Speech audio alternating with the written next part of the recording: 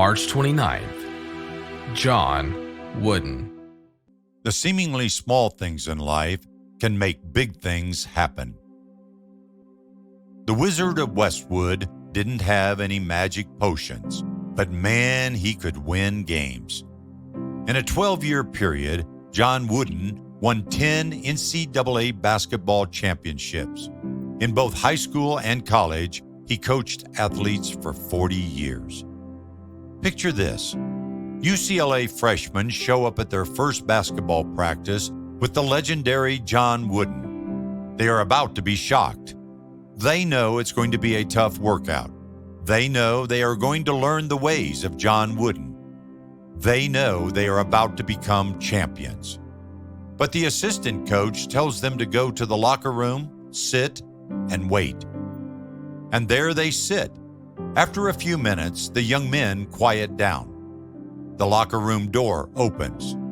Heads turn, necks crane. Into the crowded locker room, John Wooden strides and pulls out a chair and sits and pulls off his shoes and socks.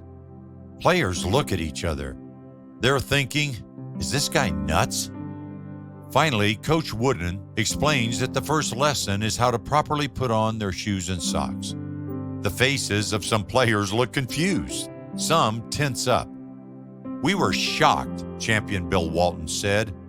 "Coach told us that learning how to put on your shoes and socks properly was the initial lesson for everything we would need to know for the rest of our lives." Coach instructed the players to sit in a circle and take off their shoes and socks. On Kareem Abdul-Jabbar's first day of practice, he mumbled, "What are we, in kindergarten?" Wooden announced that anyone who did not want to sit in the circle and pull off his shoes and socks could leave. Abdul-Jabbar sat in the circle and pulled off his shoes and socks. With great patience and attention to detail, Wooden went through the putting on process. He taught that the athletes must pull the sock up without folds and creases, because if they did not, wrinkles would pop up. And if wrinkles popped up, they could cause blisters. And if the player got blisters, he would lose playing time. And if he was good enough and lost playing time, the coach might get fired. This was a weird coach, the guys thought, but he was all right. Coach then taught the players how to lace up their shoes the correct way. Pull the laces tight and even. Then double knot your shoestrings so they don't come unlaced in a game, so you don't fall on your face. Jesus said in Luke 16:10, "One who is faithful in very little is also faithful in much, and one who is dishonest in very little is also dishonest in much." Before they could play varsity basketball as sophomores, they had to master the fundamentals as freshmen. They were expected to tuck in their shirts. They were sent for haircuts. And when they returned to practice, Wooden might send them back for another visit with the barber. The players had to learn that the little things they do now determines what happens in the future. ESPN named John Wooden Coach of the Century. Not Coach of the Year or of the Decade, not Coach of a certain sport, just Coach of the Century. Paraphrasing Jesus, who said in Matthew 25:23, "He who is faithful in small things will be trusted with greater things." Are there small areas in your life where you know you're not being obedient? Are you holding yourself back from greater things because of your disobedience in small things? Is today the day you pray and ask God for the strength to be obedient in every area of your life, that He may trust you with greater things? The seemingly small things in life can make big things happen.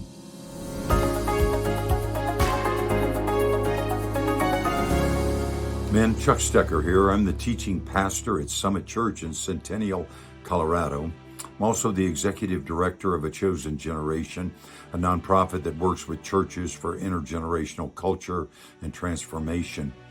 You know, when I look at the story of John Wooden, listen to it, and I listened to it several times, believe me, there are so many stories about Coach Wooden that could impact our lives and should impact our lives.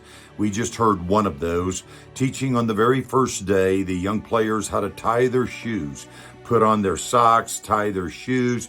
But then he went down the line to show if they didn't do it right, what would be the impact? The potential loss of playing time, potential loss of championships. You know, this is a man that certainly understood championships. When you win 10 championships in 12 years, it was a 27-year coaching career, but 10 championships came in a 12-year period.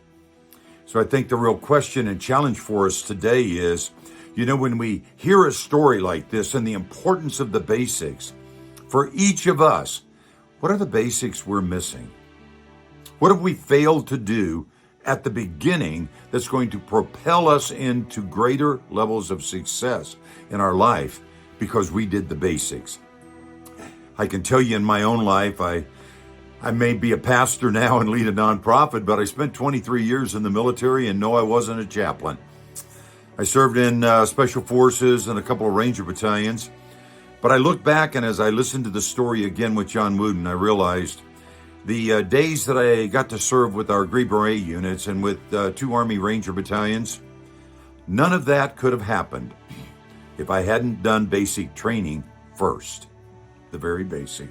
You don't skip that. Whether you're an officer, an uncommissioned officer, soldier, doesn't matter.